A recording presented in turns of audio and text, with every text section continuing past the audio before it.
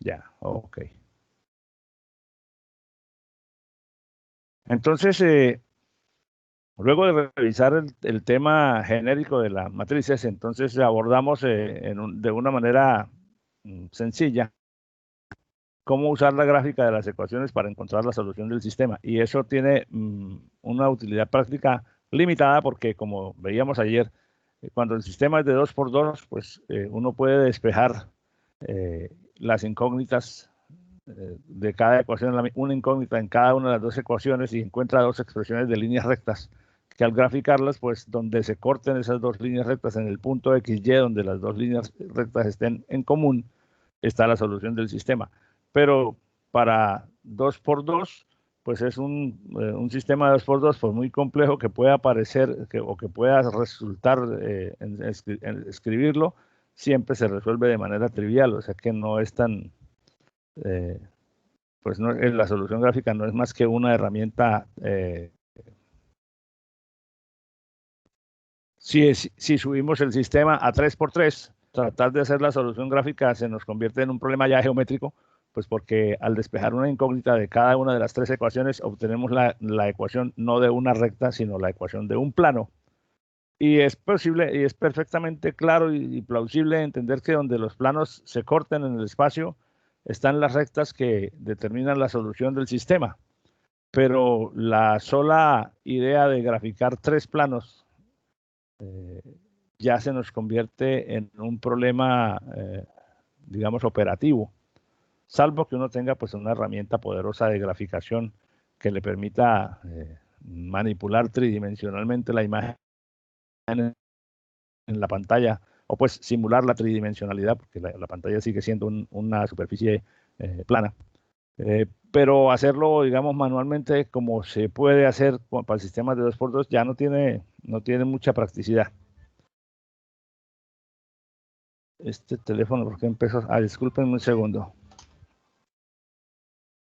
Un teléfono que no es el mío sonando.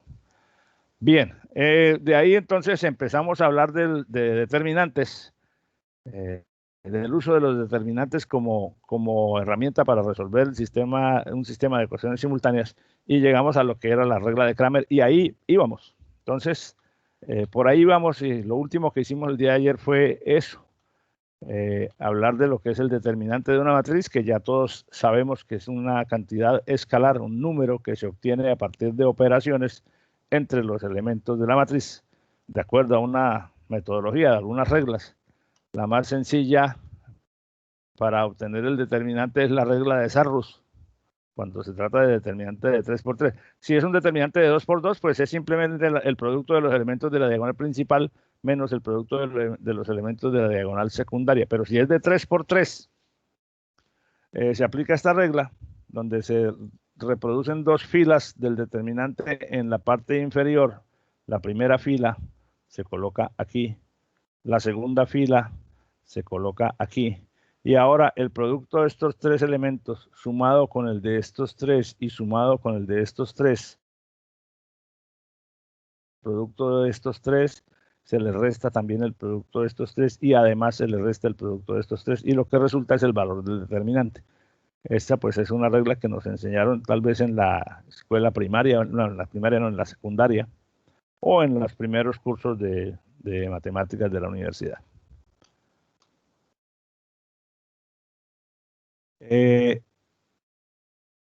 Si uno desea usar el cálculo del determinante, hacer el cálculo del determinante en otra forma, pues usa los cofactores o los menores, que son los determinantes de orden inferior. Para un determinante de 3 por 3, la regla de los menores dice que se puede calcular el determinante o bien con la regla de Sarrus que vimos ahorita, o bien haciendo una operación como esta, donde se toman los elementos de la primera fila con signos alternados, empezando por positivo. No importa lo que haya, no importa qué valor tenga esto, aquí se pone un más, aquí se pone un menos y aquí se pone un más. Si, por ejemplo, si aquí hay menos 3, si este valor valiera menos 3, aquí sería menos 3. Es decir, el más, el menos y el más son estructurales de la fórmula, y los valores A11, A12, A13 se colocan aquí con el signo que tienen adicionalmente a los valores, a los signos de la fórmula. Y cada uno de esos coeficientes de la primera fila se multiplica por su determinante menor. El determinante menor de cada uno es el determinante constituido por las filas y columnas, excepto la fila y la columna del elemento que está premultiplicando. Entonces, para el A11 se toma el determinante menor de 2 por 2 constituido por estos 4 elementos, que es el que tenemos aquí. Para el elemento A12 se toma el determinante menor constituido por las filas y columnas, o sea, se quita esta fila y se quita esta columna, y aquí me queda A21, A23, A31, A33, que son el que tengo acá. Y lo mismo para el tercer determinante, el menor del elemento A13, que es el que está conformado por estos 4 elementos. Y así, con eso, se calculan rápidamente este por este menos. Ya tengo aquí una expresión que se reduce fácilmente, digo, pero tiene una cantidad de cálculos a un número. Bueno, entonces la regla de Cramer, sabiendo cómo calcular los determinantes, la regla de Cramer me dice que cada incógnita del sistema de ecuaciones lineales algebraicas simultáneas se puede encontrar dividiendo los determinantes, donde haciendo una fracción, donde el denominador de la fracción es el determinante del sistema y el numerador de la fracción es casi el determinante del sistema, en el que se ha reemplazado la columna de la incógnita que quiero resolver por el vector de términos independientes. Por ejemplo, entonces, para x1 ponemos debajo el determinante del sistema completo y arriba ponemos otro determinante donde se tienen todos los elementos del sistema original excepto la columna 1, que se reemplaza por los términos independientes. Esto pues obviamente parece muy sencillo, o es muy sencillo matemáticamente hablando, porque no es más que una división entre dos números, pero calcular este número implica, perdón, me retiro, implica hacer una secuencia como esta, parecida a esta, lo cual pues tiene una cierta cantidad de trabajo que no es que no se pueda hacer, pero que hay que tenerla presente. Para x2 sería lo mismo, solo que esta columna estaría en la posición de la segunda columna aquí arriba y aquí estarían los elementos de la primera columna del determinante original. Entonces, con este ejemplo, por decirlo de alguna manera, tengo 3 ecuaciones simultáneas en x1, x2 y x3. Al representarlo matricialmente lo tenemos en esta forma, que es equivalente. Recuerden que la multiplicación de una matriz por un vector produce esta misma expresión, 0,3x1 más 0,52x2 más x3 igual a menos 0,01, que es la primera ecuación. Y así sucesivamente. Entonces, al resolverlo por la regla de Cramer, lo primero es calcular el determinante de esta matriz, que es lo que llamamos el determinante del sistema.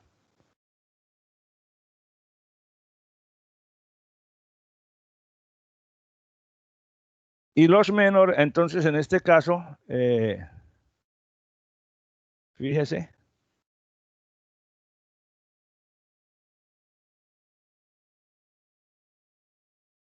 calculo los cofactores. Los cofactores de este elemento 0,3 es 1, 1,9, 0,3, 0,5, que es el que tengo acá.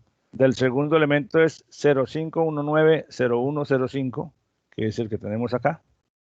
Y para el tercer elemento, el cofactor es 0,5, 1, menos 0,1, 0,3.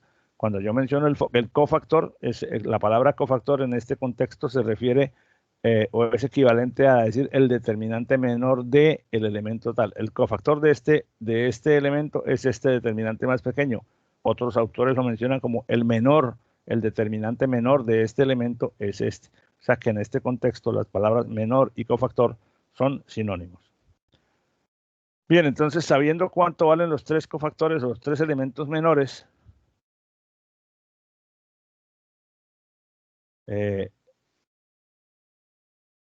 podemos hacer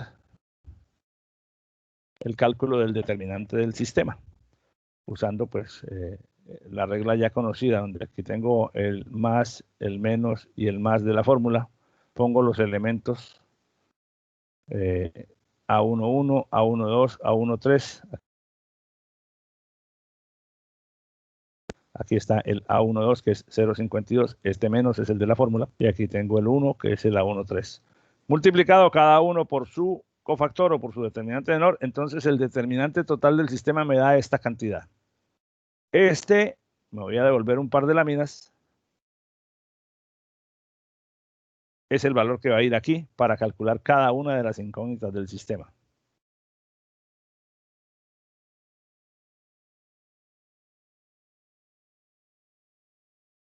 Bien.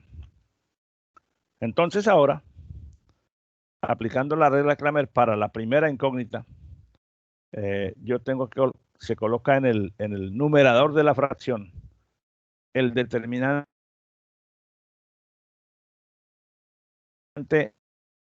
original por el vector de términos independientes. En el denominador va a ir este valor que lo acabamos de calcular ya como determinante del sistema, y ese va a ser el denominador de las tres expresiones de x1, de x2 y de x3. Entonces, la solución para x2 estará dada por otra fracción muy parecida a esta, solo que en el numerador se cambia es la columna de la incógnita 2 por el vector de términos independientes. Y la solución para x3 es la que corresponde analógicamente. Se reemplaza la tercera columna por el vector de términos independientes. En este momento ya tenemos cada una de las incógnitas expresadas como una fracción entre dos números, porque el numerador, este determinante es un número, este determinante es otro número y este determinante es otro número. Hay que calcularlos obviamente, y el cálculo se hace también usando o la regla de Sarrus o la regla de los cofactores o de los menores, a preferencia del usuario o dependiendo pues de las herramientas que tengas a la mano. Entonces al poner esto ya en números tenemos esta situación, y como pueden ver entonces pues simplemente se hace evidente, se reemplaza aquí, se coloca aquí el vector de términos independientes, aquí en la segunda y aquí en la tercera, y se calcula. Y al calcularlo, pues cálculos que no hemos hecho explícitos aquí paso a paso, pues porque ya sabemos cómo se hacen. Encontramos la solución a las tres incógnitas del sistema, menos 14.9, menos 29.5 y 19.8. ¿De dónde salieron? Pues de reducir este determinante a este número, de reducir ahora este determinante a este número, haciendo los cálculos del caso, e igualmente para la incógnita x3. Y y así es como funciona la regla de Kramer. Tiene un cierto grado de practicidad, pues porque es muy sencilla computacionalmente hablando, o matemáticamente hablando. Se resuelve con operaciones muy elementales, aunque haya que hacer bastantes. El problema es que a medida que el tamaño del sistema crece, la solución requiere un algoritmo recursivo, porque el cálculo de un determinante, fíjense que para el cálculo de un determinante de 3×3 se requiere calcular tres determinantes de 2×2. Pero si el sistema fuera de 4×4, entonces tendríamos aquí arriba un determinante de 4×4, cuya solución mediante la regla de los menores implicaría calcular 4 determinantes de 3×3. Y cada uno de esos determinantes de 3×3 implica a su vez calcular previamente 3 determinantes de 2×2. Entonces 4 por 3 serían 12 determinantes de 2×2 en cada caso. Para aquí, para acá y para acá. Y eso puede crecer, si el orden del sistema crece más aún, se hace más extenso en cálculos si es que se piensa realizar a mano. Obviamente uno puede desarrollar o puede utilizar una herramienta computacional que recursivamente calcule, uno le da el determinante original y ella lo va reduciendo, recursivamente va calculando, y el problema se trivializa, porque si el programa está funcionalmente correcto, pues simplemente le alimentas los datos y él te da el resultado que valora el determinante. Pero manualmente sí es impráctico. No está diseñada la técnica para hacerlo manualmente. Sin embargo, también hay otras técnicas menos costosas computacionalmente o que requieren menos cantidad de tiempo. Porque, por ejemplo, si se trata de un determinante, de un sistema de 20 por 20, entonces hacerlo por determinantes implica 20 por 19, por 18, por 17, por 16, hasta llegar a los determinantes de 2 por 2, o sea, un número factorial de determinantes de 2 por 2 que es enorme, y que quizás con métodos como los que vienen a continuación, que seguramente ustedes también ya conocen, no se requiere tanta precisión.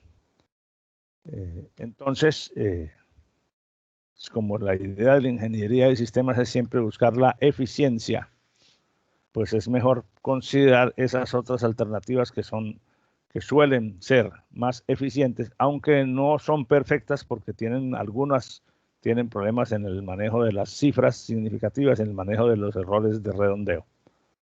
Entonces, son las técnicas de eliminación que vamos a ver a continuación.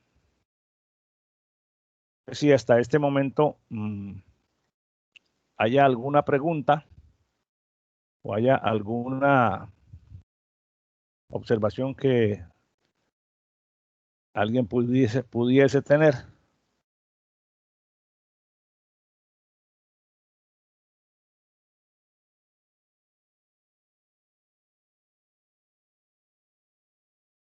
Vamos a mirar entonces, a pasar nuevamente un poquito, a repasar la lista con los que me hacían falta. Andrés Camilo no está. Camilo Andrés, ya vino Camilo Andrés. David Luis, no lo veo. Gerald, no ha venido hoy tampoco. Ibrahim José, sí está. Ya lo veo en la lista. Jesús Mario, sí señor, ahí está.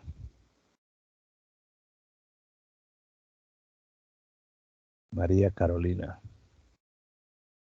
hoy no nos acompaña María Carolina.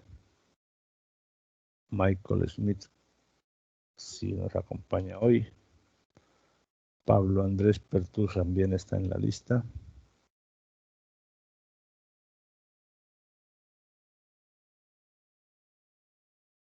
Rafael Alfonso, ok.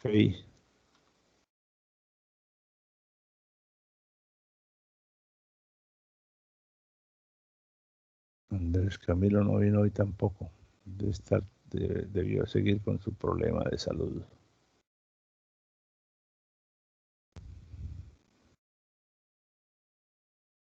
Bien. Entonces cerremos estas láminas.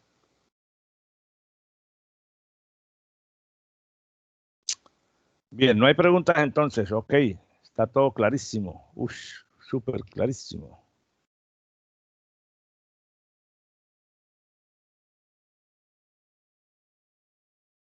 Bueno, entonces vamos a repasar los métodos de eliminación.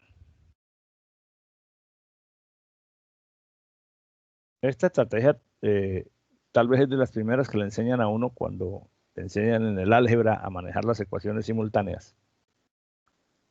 Y tienen varias variantes, pero la estrategia siempre es la misma. Es quitar una incógnita de todas las ecuaciones hasta donde ello sea posible. ¿Y cómo se hace? Pues haciendo operaciones entre las ecuaciones. Lo importante es que las operaciones que decidamos hacer sean estándar para que se puedan sistematizar mediante un algoritmo y para que se puedan, independientemente del sistema, del tamaño del sistema, se puedan aplicar con el mismo programa para cualquier tamaño. Ahí es donde lo único que cambia entonces es el tamaño del arreglo donde se va a guardar, el tamaño de la estructura de datos donde se va a guardar la información. Vamos a empezar por la eliminación simple. Luego vemos la eliminación completa. Y luego vemos otro método que es iterativo, que no es matricial, pero que se parece bastante a los métodos abiertos para el cálculo de raíces de ecuaciones. Entonces, en la estrategia de eliminación, pues Lo que se quiere es eso, eliminar las incógnitas hasta poder resolver una sola. Y cuando ya yo tengo una sola incógnita resuelta, la puedo sustituir en las ecuaciones hacia atrás. Es decir, si llegué a la última ecuación y ya tengo la solución de la incógnita xn igual a tanto, me puedo devolver a la ecuación inmediatamente anterior, que seguramente la tengo en la expresada en términos de xn y xn menos 1. Y al reemplazar el xn en la penúltima ecuación, entonces ya puedo resolver xn menos 1. Y con esas dos incógnitas ya resueltas, me devuelvo una ecuación más en donde están las tres últimas incógnitas y las puedo resolver la siguiente y así hasta llegar a la primera ecuación. A eso se le denomina lo que se menciona como sustitución hacia atrás, despejando gradualmente de para atrás en sentido contrario a como se hizo la eliminación.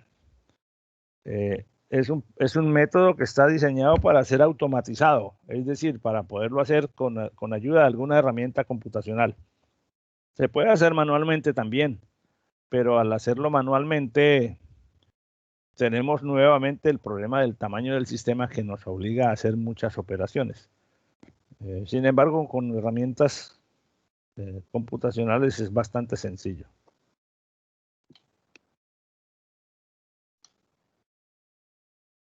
Veamos el caso trivial. El caso trivial para ilustrar el proceso de eliminación es el caso de dos ecuaciones con dos incógnitas. Luego lo ampliamos un poquito más, o sea, luego lo definiremos en forma general.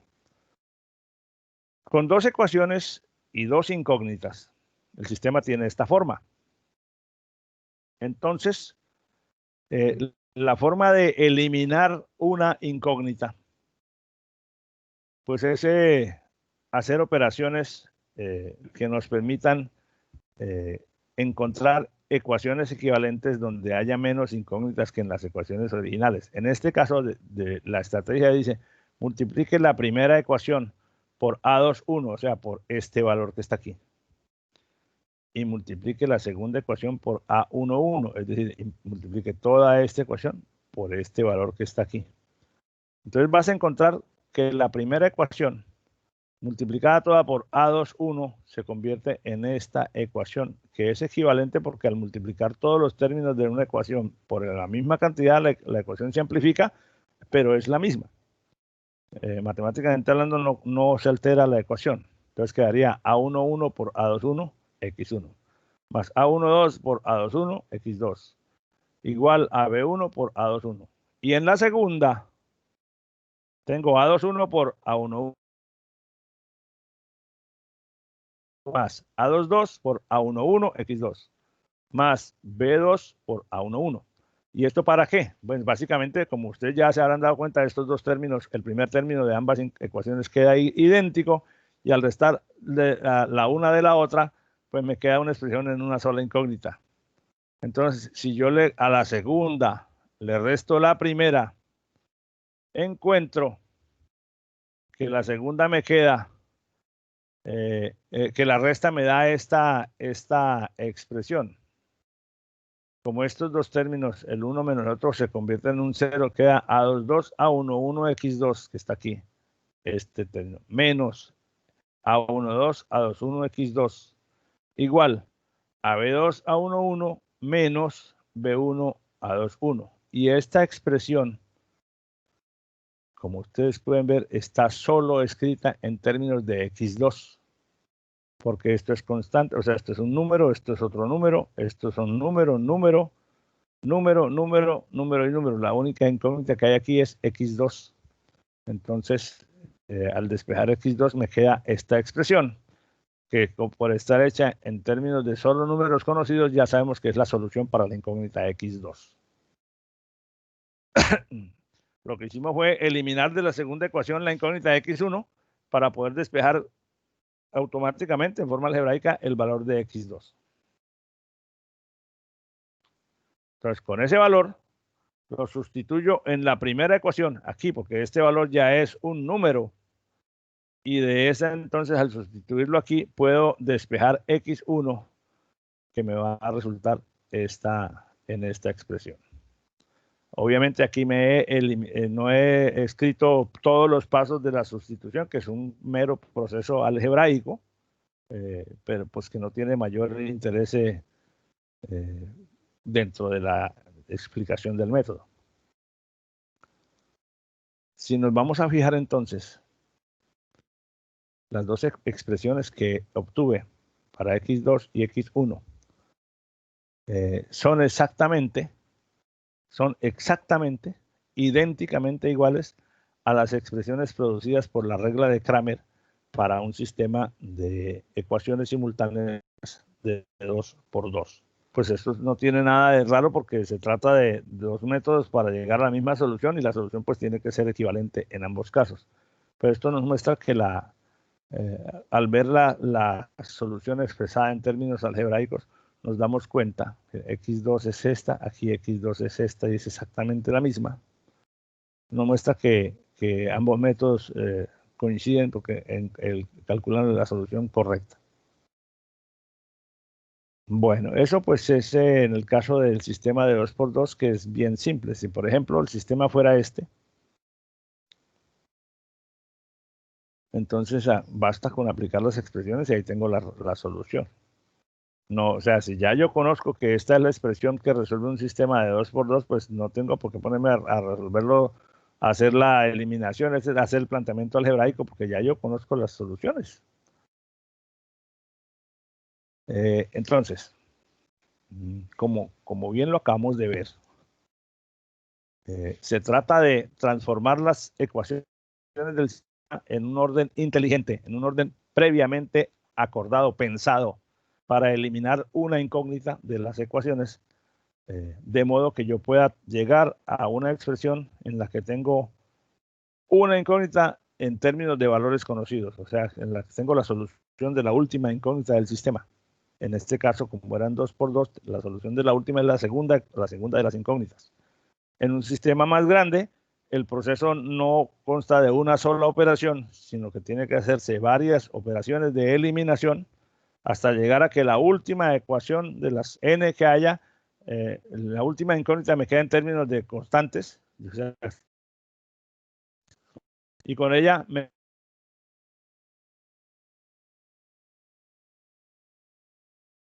anterior y así sucesivamente. Entonces, aquí hay dos pasos. Uno es la eliminación que se hace de la primera ecuación hacia adelante hasta llegar a la última, y cuando ya se tiene la última incógnita resuelta, entonces se hace la sustitución hacia atrás en cada una de las ecuaciones del sistema para encontrar la incógnita anterior, la anterior, la anterior, hasta tenerlas todas resueltas. Naturalmente, pues esto está concebido así para poderlo hacer mediante un proceso automatizado, generalmente mediante una aplicación de computador, que es independiente del tamaño del sistema y que por lo tanto le resulta útil al ingeniero para resolver estos problemas en distintos contextos. Entonces, en forma general, expresando la situación en forma general, con n ecuaciones con n incógnitas, la representación del sistema tendría esta forma. Pues aquí es solamente una manera abreviada. Y las dos fases del sistema serían, primero, eliminar el incógnitas para reducir el sistema a una matriz de forma triangular superior. ¿Por qué? Porque la eliminación debe quitar la incógnita 1 de todas las ecuaciones de la segunda en adelante, debe quitar la incógnita 2 de la tercera en adelante, debe quitar la incógnita 3 de la cuarta en adelante, y la última línea del sistema después de la eliminación será algo por xn igual a algo, de lo cual yo puedo tener la solución numérica de xn. Teniendo esa solución numérica de xn, me paso a la inmediatamente anterior, reemplazo el xn en ella y entonces me queda xn menos 1 igual a, multiplicado por algún coeficiente, igual a un término independiente. De tal manera que ya tengo ahí la solución de xn y xn menos 1. Y al pasarme hacia atrás, puedo despejar la anterior y así sucesivamente hasta llegar en la última sustitución hacia atrás a encontrar la incógnita x1.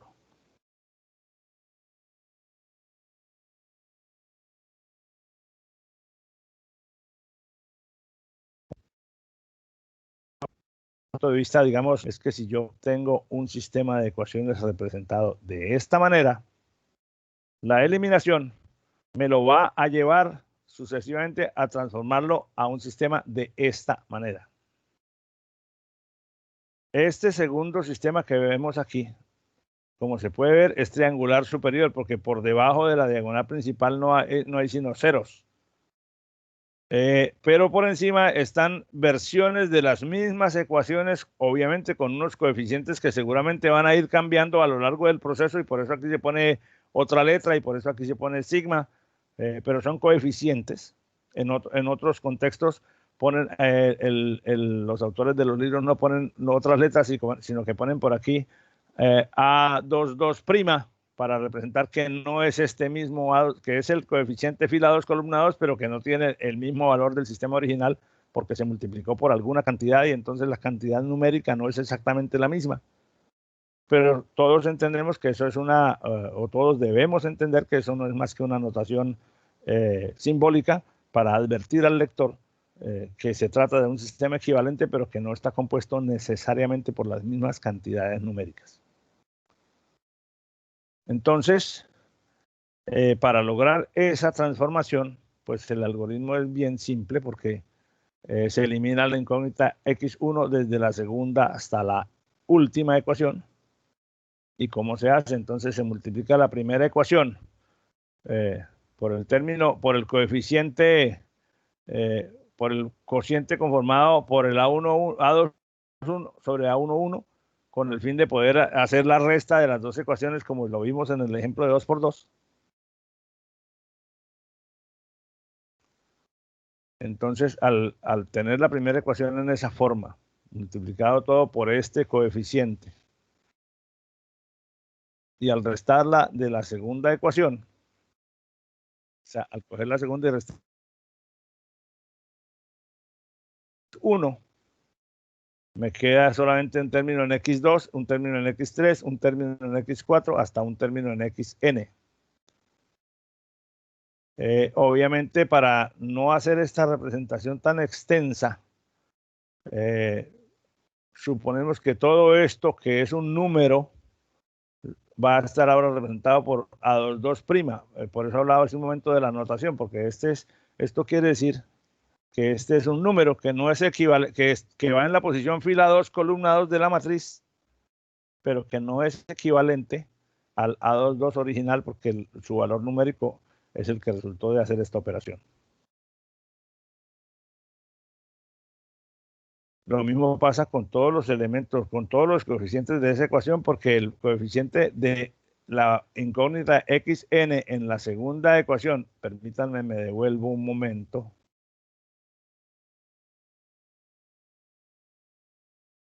La variable xn era este valor, A2n. Ahora, después de hacer la operación, el coeficiente es el que resulta de esta operación, y por eso se dice A2n', para representar que no es el mismo número del sistema original. Pero la ecuación sí es equivalente a la segunda ecuación del sistema original.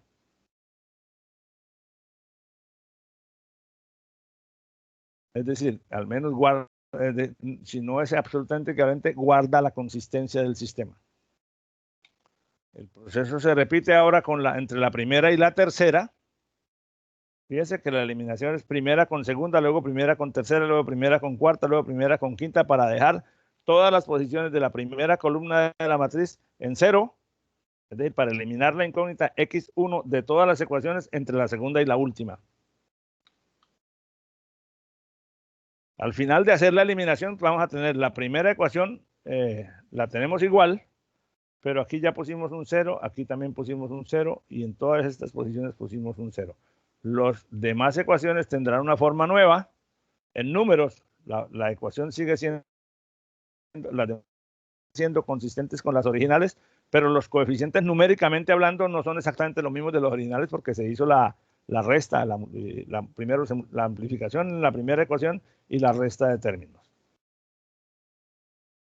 Pero ya no tenemos una ecuación en n incógnitas y tenemos las demás ecuaciones en n-1 incógnitas. O sea, ya no tenemos términos en x1.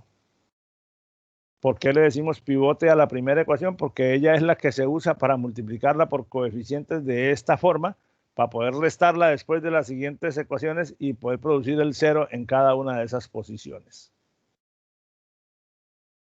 Bien, entonces con eso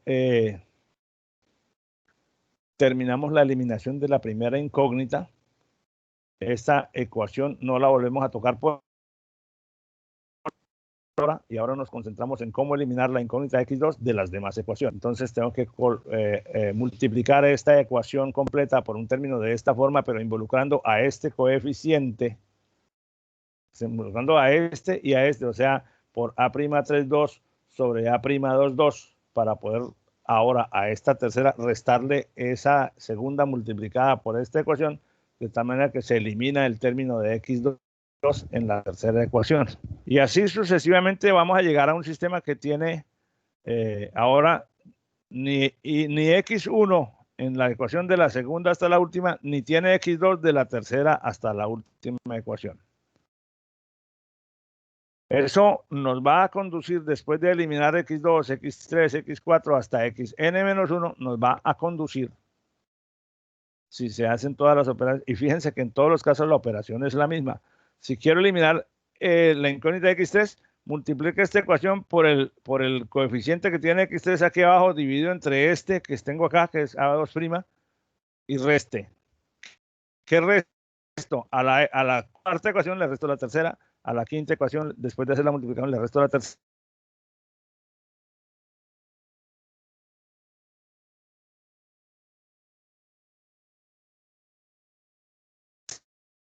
Un cero. Y llegaremos entonces a un sistema que tiene esta forma, donde la primera ecuación está en términos de todas las incógnitas. La segunda ecuación va a estar en términos de las incógnitas de la x2 en adelante, ya no tiene término en x1. La tercera ecuación no tendrá término ni en x1 ni en x2, pero tiene términos desde x3 en adelante hasta la última. Y así sucesivamente, la última ecuación tendrá solo un coeficiente por xn igual a un término independiente. De hecho, entonces quiere decir que en este caso, en este momento, ya tengo la solución de la incógnita xn. La última de las incógnitas ya la he encontrado. En este momento, entonces, se puede decir que el proceso terminó su fase de eliminación hacia adelante y ya no tengo, ya eliminé todas las incógnitas que es posible eliminar en todas las ecuaciones. Tengo entonces, por ende, la solución de la última incógnita. Y con ese valor yo podría devolverme a la ecuación inmediatamente anterior, que tiene término en xn y en xn-1. Y como ya yo sé cuánto vale xn, lo reemplazo allí y puedo despejar el valor de xn-1. Entonces, cuando termine de hacer ese proceso en la penúltima ecuación, tendré el valor solución de tanto de xn como de xn-1. Entonces tengo la última y la penúltima incógnitas ya resueltas. Con esos dos valores me puedo retroceder un paso que está en términos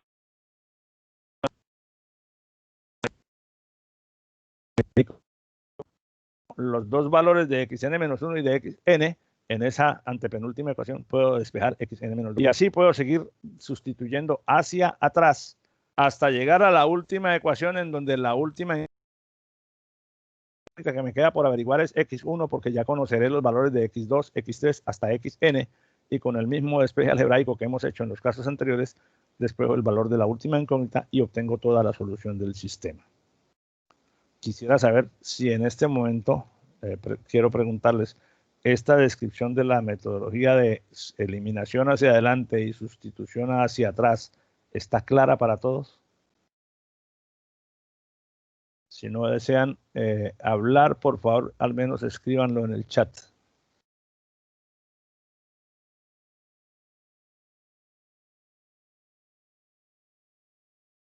Para estar seguro de que lo que estoy diciendo tiene significación suficiente para todos ustedes. Bueno, profesor, hablando por mí, en mi caso, yo considero que sí está claro hasta ahora todo lo que ha explicado. Bueno, muchas gracias. Sí, esa es la idea, que cada quien me diga, y si alguien no está claro, me lo haga saber.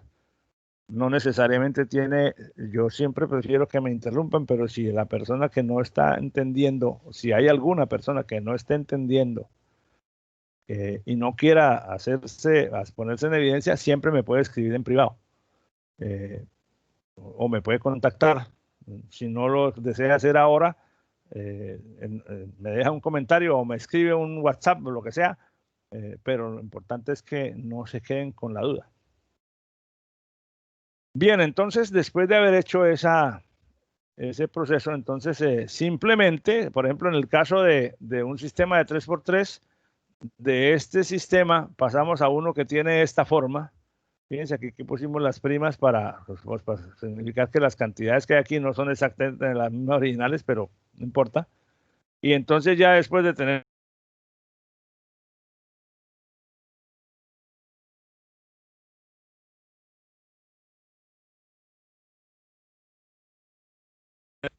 y ya tenemos la oh, sentí una alerta, pero bueno, por aquí no es. Entonces,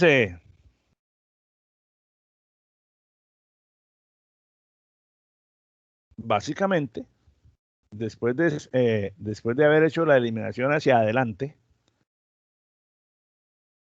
yo tengo ya entonces que en la última incógnita xn tiene esta forma, el término independiente que haya en ese momento sobre el coeficiente que haya acompañando la xn en ese momento. Y si se sustituye en la anterior y si se sustituyen esos dos valores en la anterior, entonces esta expresión que es algo compleja desde el punto de vista simbólico, es la que me permite, pues si ustedes se toman después el trabajo de expandirla, se darán cuenta que esta expresión es la que permite generalizar la forma como se despejan las incógnitas x sub i en cada una de las n ecuaciones del sistema, para ir hasta donde n es el orden del sistema.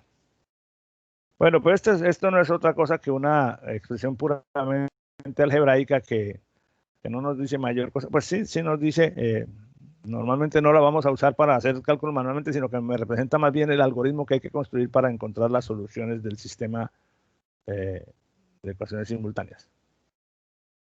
Si queremos aplicarlo sobre este sistema de una manera, digamos, para ilustrarlo de una manera, para que ustedes tengan, digamos, un problema resuelto de referencia, aunque creo que esta temática es ampliamente conocida. El sistema que vamos a resolver tiene esta representación matricial. Y entonces en la fase de eliminación, tomamos la primera ecuación y la multiplicamos por este término que es A21 sobre A11, es decir, por 0,1 sobre 3. Y entonces ahora la primera ecuación se me convierte en esto. Y a esta ecuación le restamos, a la ecuación 2 le restamos la que acabamos de obtener aquí. Fíjense que, ¿por qué lo hicimos? Para que este 3 se me convirtiera en un 0,1 y pueda yo restarle a este 0,1, restarle este, a este valor, restarle este, a este valor, restarle este y así sucesivamente. Y entonces el sistema nos va a quedar así. Perfecto, ya eliminamos la primera incógnita de la segunda ecuación.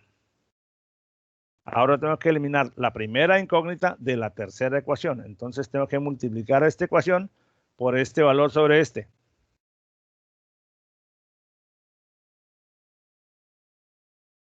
Entonces, multiplico la primera ecuación por 0,3 sobre 3. Y entonces la primera ecuación, después de la multiplicación, me daría esto. 0,3 menos 0,01 menos 0,02, 0,785. Y a la tercera ecuación le vamos a restar la que resultó de esa multiplicación para convertir este 0,3 al restarle este 0,3 en un 0. Entonces mi sistema queda de esta manera. ya eliminamos la primera incógnita de la segunda y de la tercera ecuación. Ya no voy a meterme más con la primera ecuación porque ya con ella terminé el trabajo y ahora paso a la segunda. Tengo que poner aquí, tengo que poner en esta posición un 0. O sea, tengo que multiplicar la segunda ecuación por un factor tal que me permite después, al restárselo a esto, garantizar que aquí quede un 0. Obviamente ya sabemos cómo es la mecánica.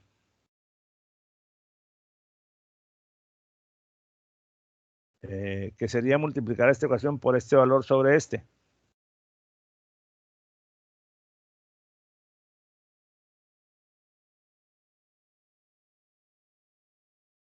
Como dice aquí, este valor por este sobre este.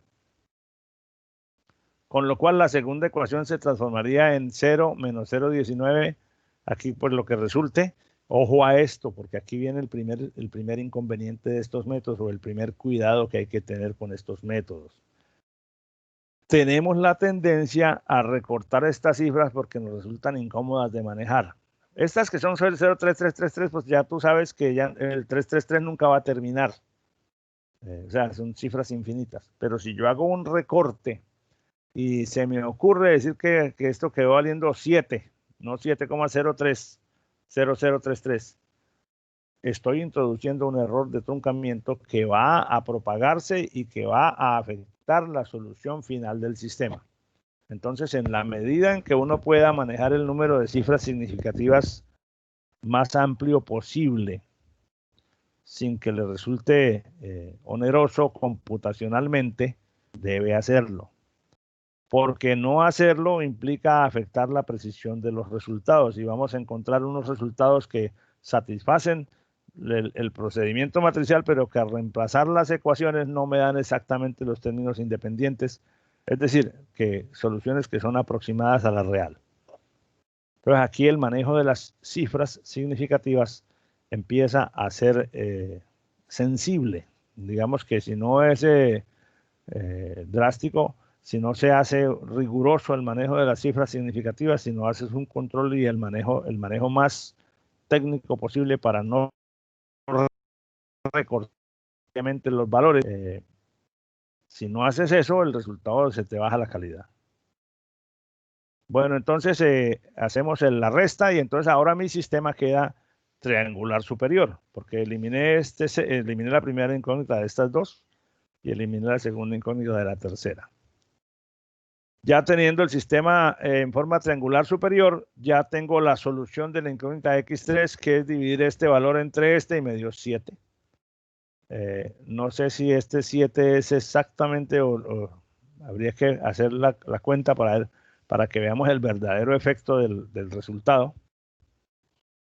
Pues no estoy seguro de que todo esto a multiplicarse por 7, perdón, dé exactamente esta cantidad, 0,120, porque 7 por 8 da 56 y yo no sé, me parece que aquí estamos haciendo algún recorte puramente estético para decir que sí dio la solución de 7, pero me está dando 7 punto algo, o 6 punto, no, tiene que dar 7 punto algo, porque 10 por 7 da 70 y 0,01 por 7 da 0,08. Sí tiene sentido.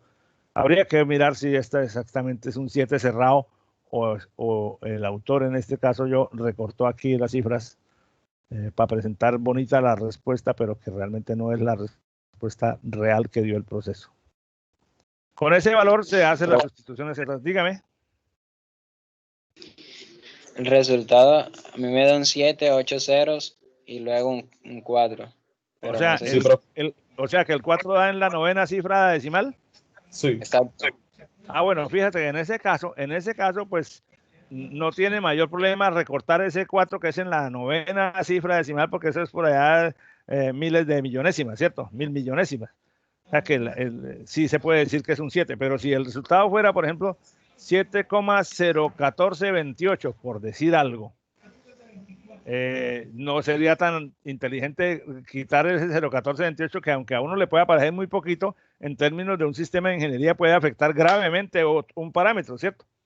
Entonces ahí está la estrategia, o en ese momento está la capacidad del diseñador para decidir el resultado que le arroja numéricamente el proceso, cómo lo maneja. En la medida en que lo puedas manejar completo, no afecte los resultados por decisiones arbitrarias de truncamiento que no estén sustentadas en un criterio técnico. Ahí pues, o sea, quiere decir que esto daría, según lo que te entendí, que esto dio así, cierto. Pues yo lo puedo dejar así, pero eso no me va a...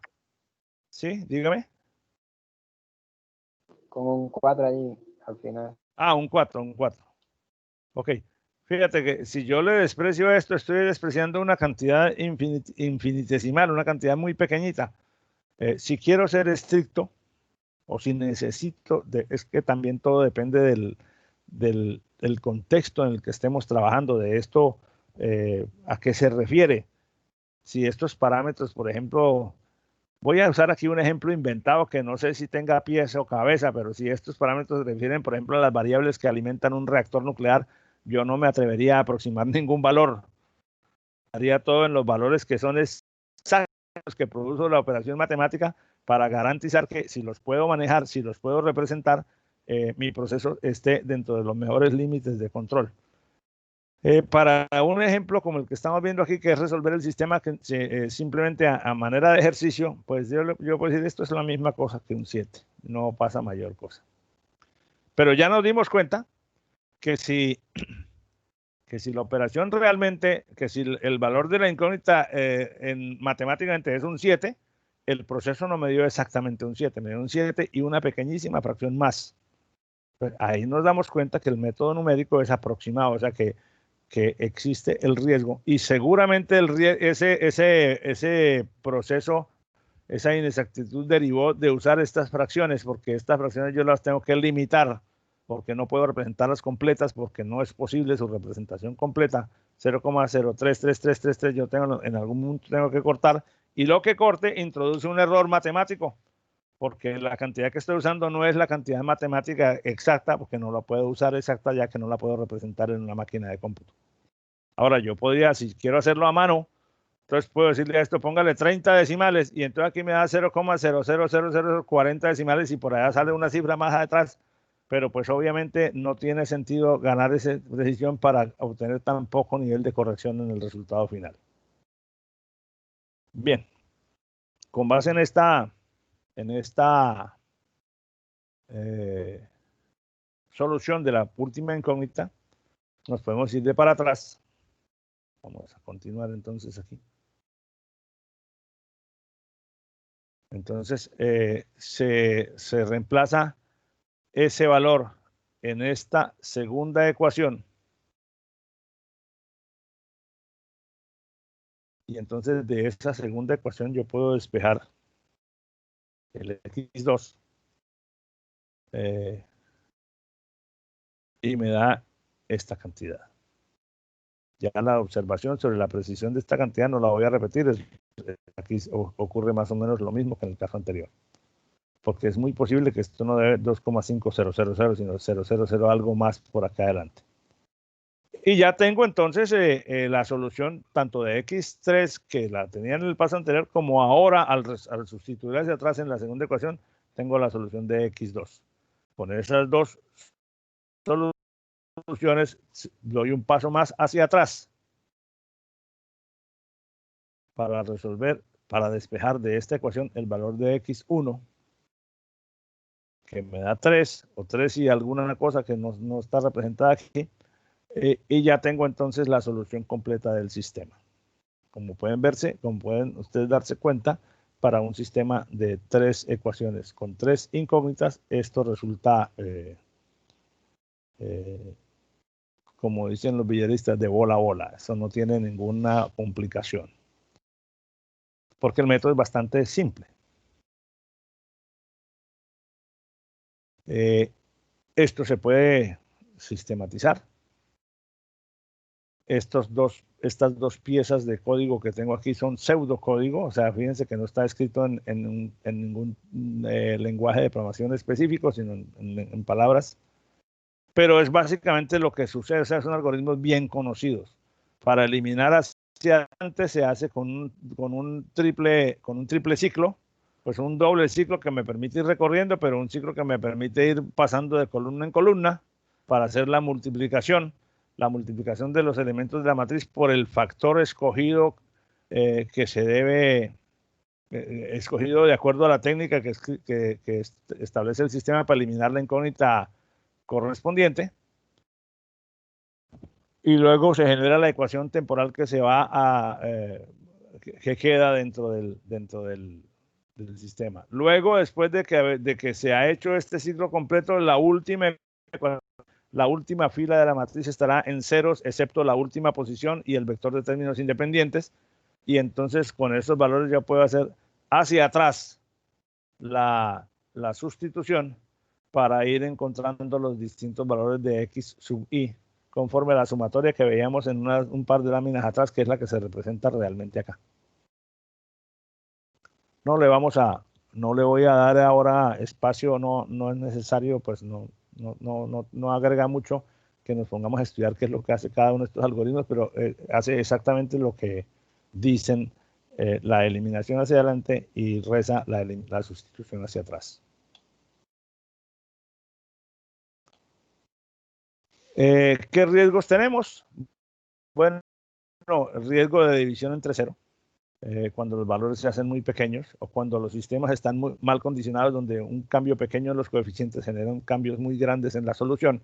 Recuerden que los sistemas más condicionados son esos donde una ecuación es muy parecida a la otra, no es la misma, pero como las dos rectas quedan casi iguales en el sistema gráfico. Cuando una o dos ecuaciones son casi idénticas, ahí aparecen una tendencia a que haya múltiples soluciones. Y los errores de redondeo pueden causar cambios pequeños en los coeficientes, pero esos cambios pequeños pueden conducir a grandes errores o a errores de mayor magnitud en la solución de las incógnitas. Bueno, con eso entonces queda ilustrada la eliminación simple de Gauss. ¿Alguna pregunta, alguna intervención de parte de ustedes?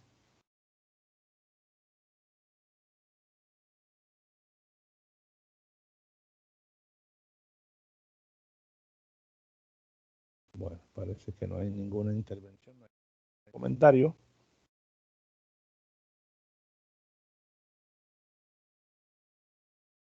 Bueno, entonces ahora vamos a complementar lo que acabamos de ver de la eliminación simple de Gauss con la eliminación de Gauss-Jordan, que ustedes conocen, la tienen que haber visto anteriormente. Y este será, digamos, el último tema que vamos a tratar en la mañana de hoy. Nos quedaría pendiente el proceso de Gauss-Seidel, que no es matricial estrictamente hablando, que lo trabajaremos en la siguiente clase. O sea que al terminar esta explicación de la eliminación de Gauss-Jordan, terminaremos la clase de hoy. ¿Qué es la eliminación de Gauss-Jordan? Es una variante, es una herramienta, es una concepción o un enfoque un poco más completo que el anterior. Porque dice, hombre, si usted con Gauss, la eliminación simple de Gauss, reduce el sistema de ecuaciones a una matriz triangular inferior, pues haga la eliminación completa arriba y abajo y reduzca el sistema a una matriz identidad y ahí tiene de una vez la solución completa y no tiene que hacer ese proceso de sustitución hacia atrás. ¿Por qué? Porque simplemente si usted logra transformar, si usted cambia la estrategia de eliminación para eliminar la primera incógnita de todas las ecuaciones, eso es lo mismo que en la eliminación simple. Pero ahora cuando vaya a eliminar la segunda incógnita, no lo haga de la tercera hacia abajo, sino que hágalo también en la primera. Entonces, ¿qué queda? Queda un 1 en la posición 2, 2 de la matriz y un 0 en todas las demás posiciones de la segunda columna. Con esa estrategia vas a gradualmente a construir una versión del sistema cuya matriz es unos en la diagonal principal, ceros en las demás posiciones y un vector de términos independientes que serán las soluciones del sistema. Entonces, es una estrategia idéntica. En la mecánica de operaciones la misma, digamos, el concepto es el mismo, pero la estrategia es una forma de pronto más rápida de llegar a la solución, porque no se requiere hacer sustitución hacia atrás. Hay que hacer un poco más de operaciones, pero desde el punto de vista de la complejidad computacional, el proceso tiene más o menos el mismo grado de complejidad. Entonces, se trata de convertir este sistema en uno que tiene esta forma: ceros por abajo y por arriba de la diagonal, es decir, la solución del sistema, porque es la identidad, que quiere decir que 1 por x1 es igual a este valor, que 1 por x2 es igual a este valor, que 1 por x, bueno, aquí sería xn realmente, no x4. Y aquí también sería una n. Bueno, esos son errores de digitación de este pechito que, por más que revisa, siempre se la embarran algunas cositas.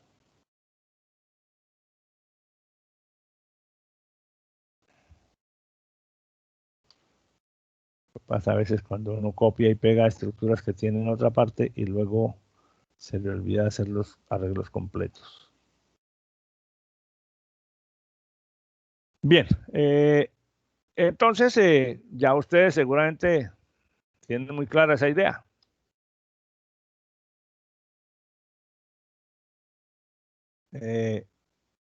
Por aquí había una frase que todavía no ha salido la frase, que es la frase de la normalización. Entonces, vamos a aplicarlo sobre el mismo sistema para poder comparar con lo que ya vimos en el esquema anterior. Halle la solución del sistema que estamos viendo en pantalla utilizando la eliminación de Gauss-Jordan. La representación matricial es la que ya conocemos.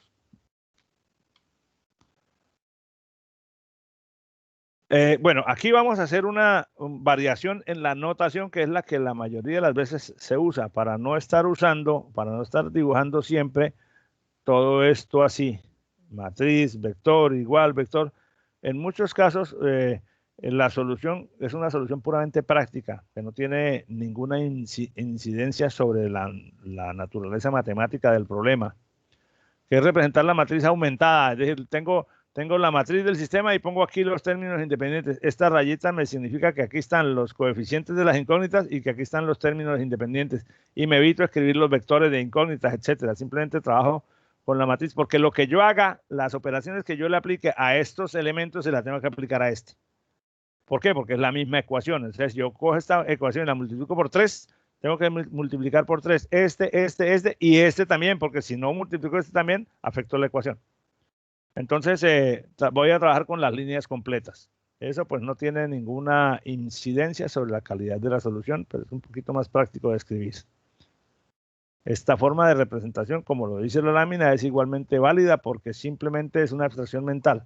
Aunque aquí nos escriban las incógnitas, ya sabemos, suponemos que esto es 3x1 menos 0,1x2 menos 0,2x3 igual a 785.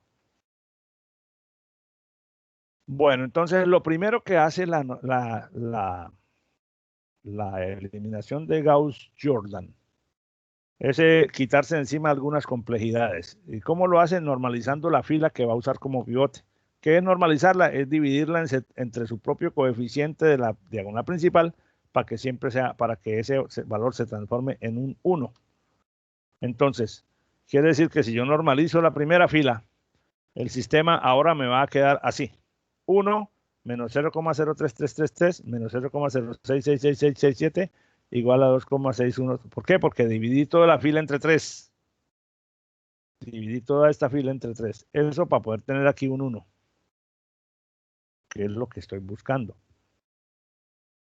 Después de que tengo ese 1, puedo hacer la eliminación de la primera incógnita en todas las demás ecuaciones. Entonces, a la fila 2, a esta fila 2 se le resto la fila 1 multiplicada por este valor, pues para poder que quede anulado. Y a la fila 3 se le resta la fila 1 multiplicada, en ese caso, por de la incógnita X1 y mi sistema queda así. Obviamente, al hacer la resta, quiere decir que la resta se hace término a término y entonces las ecuaciones se van afectando en sus números, pero la ecuación mantiene su consistencia matemática. Fíjese que es realmente simple.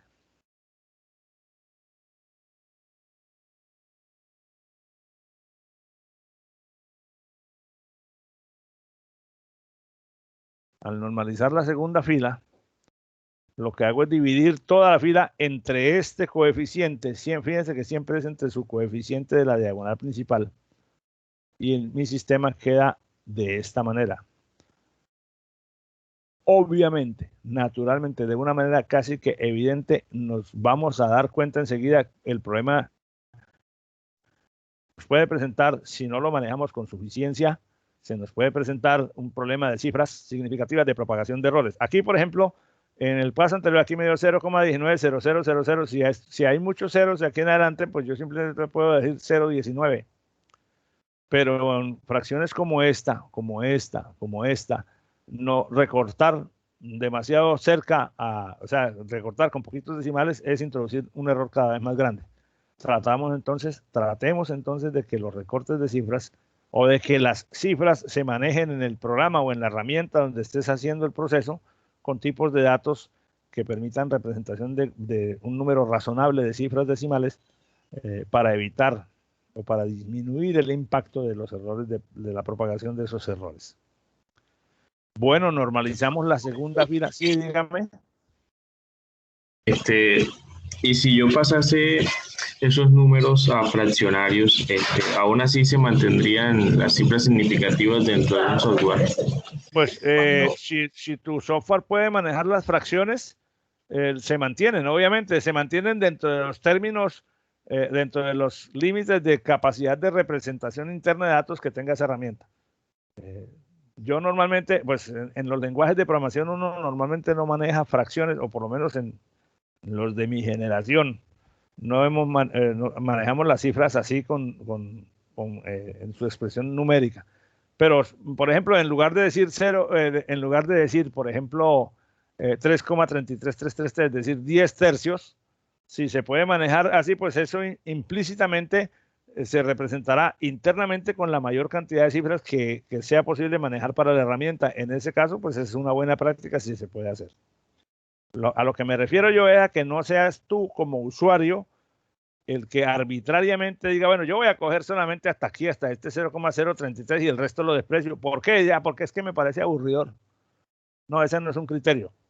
Puede ser muy aburridor, pero tu prioridad como ingeniero no es tu comodidad en el cálculo, sino la calidad en los resultados. Y entonces, así te resulte más incómodo, debes esforzarte o debes usar tus herramientas para que las cantidades se manejen con la mayor calidad posible, sin que eso implique un costo excesivamente alto en computación, porque a veces resulta que uno dice, no, vamos a usar tal herramienta, vamos a usar un proceso en una máquina de tales características, porque eso me maneja hasta 40 decimales, y entonces ahí se demora 2 horas haciéndolo.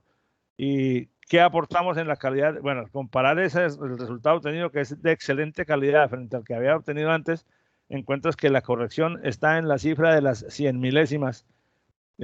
Bueno, depende. Si esa corrección implica una buena, digamos, inversión o una mejor calidad del producto, vaya y pase. Pero si la mejora con manejar datos de mucha mayor calidad no es significativa para el siguiente paso del proceso, pues de pronto lo que hiciste fue desperdiciar algo de recursos. Entonces, ni un extremo ni el otro.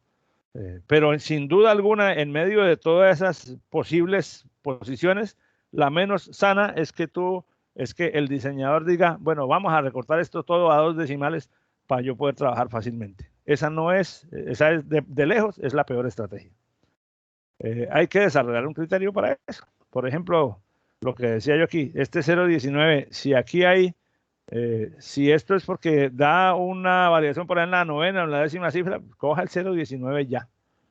Pero este no lo puedo recortar arbitrariamente porque sé que es infinito.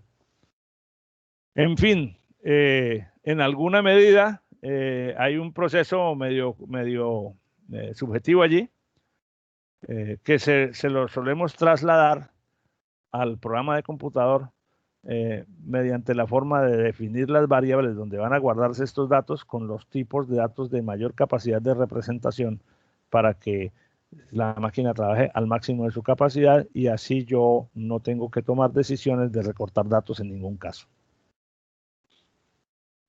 Bueno, teniendo esta fila normalizada, entonces se elimina la incógnita x2 de la primera y de la tercera con la misma técnica. Multiplicando a la fila 1 le resto la primera multiplicada por ese valor para poder hacer la diferencia por el coeficiente que me permite hacer anular esta cantidad. O sea, a la fila 1 le resto esta multiplicada por menos 0,0333. O sea, al restar multiplicando por este valor, estoy sumando, lo cual hace que dé 0. Y lo mismo acá abajo. Entonces, el sistema me va a quedar de esta manera. Los demás coeficientes que todavía no han sido intervenidos variarán en la proporción necesaria de acuerdo a las operaciones que se hayan hecho. Y el tercer paso es, obviamente, normalizar la tercera fila, dividiéndola toda la fila entre ese coeficiente. Lo sabroso de este término es que como estos ya están en 0, no importa lo que lleva con este, aquí seguirá siendo un 0. Porque lo que ya con este siempre es multiplicar o dividir, y entonces 0 por o 0 dividido siempre da 0. Y ahora elimino la tercera incógnita de las dos ecuaciones anteriores. Fíjense que aquí ya me salió un 7,00003. En el método anterior no había dado, creo que eran más cifras y un 4 al final, ¿cierto? Aquí salió con la cantidad de cifras que estoy usando, salió el 3 en la quinta cifra. Bueno, hacemos la eliminación de x3 de las otras incógnitas haciendo las restas respectivas. Y el sistema me queda de esta manera. Y entonces ya tienes la solución del sistema porque tienes el valor para x1, el valor para x2 y el valor para x3. Hay una pequeña corrección frente a los valores que teníamos en la solución anterior. 3, menos 2, 5 y 7. Que obedecen a la forma como se han recortado las cifras decimales en el proceso de las operaciones. Pero como se puede ver, esta eliminación de Gauss-Jordan no es mucho más extensa en pasos que la eliminación simple de Gauss con sustitución hacia atrás. Y en una sola pasada del algoritmo resuelve todo el sistema. Naturalmente, en la medida en que el sistema sea más grande, pues esto requiere más pasadas porque, por ejemplo, un sistema de 50 por 50 se puede demorar un buen tiempo en resolverse dependiendo de la capacidad de la máquina por la cantidad de operaciones que hay que hacer. Pero siempre es soluble. Siempre es viable encontrar una solución. Bueno, entonces eso quiere decir que ya tenemos herramientas suficientes para resolver sistemas de ecuaciones simultáneas con n incógnitas. Nos queda pendiente una estrategia que no la vamos a ver ahora, sino en la próxima clase, que es la estrategia de Gauss-Seidel, que no es matricial. Bueno, entonces les queda a ustedes la responsabilidad de una actividad que les asigné el día de ayer acerca de cómo los métodos para encontrar la inversa de una matriz y cómo aplicarla para la solución de un problema. Y listo. No sé si hay preguntas adicionales de parte de ustedes. Veamos el chat. Veamos nuevamente la lista. La tarea está subida en Sabio. Permítanme, vamos a mirarlo. Creo que sí, pero vamos a revisar. Sí, señor. Aquí está. Métodos para calcular la inversa de una matriz. Aquí están las láminas que ya las que hemos visto hasta ahora. Esta de Gauss-Seidel todavía no se la voy a poner disponible, que la vamos a mirar en la próxima sesión. Listo. Falta subir los videos de la clase de ayer y de la clase de hoy, que los subiré ahora a continuación de que terminemos. Y bueno, eso sería todo por el día de hoy. Tengo que atender una reunión de la facultad en unos cuantos minutos. Entonces, bueno, si no hay más observaciones, si no hay más preguntas o inquietudes, hagamos la última revisión de la lista antes de terminar. Mostrar participantes. Aquí nos faltaban. Andrés Camilo Castañeda no nos acompañó hoy. Gerald, sí, Gerald está ahí. Más vale tarde que nunca. María Carolina también está ahí. Andrés Camilo sí creo que no ha podido superar su tema médico. Bueno, hijos, nuevamente muchas gracias por su cortesía conmigo, por su paciencia. Espero que haya sido útil.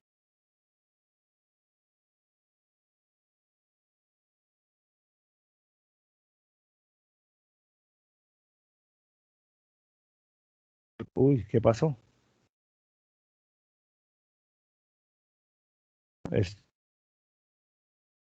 Momentáneamente se me desconectó la reunión. ¿Sí me están oyendo?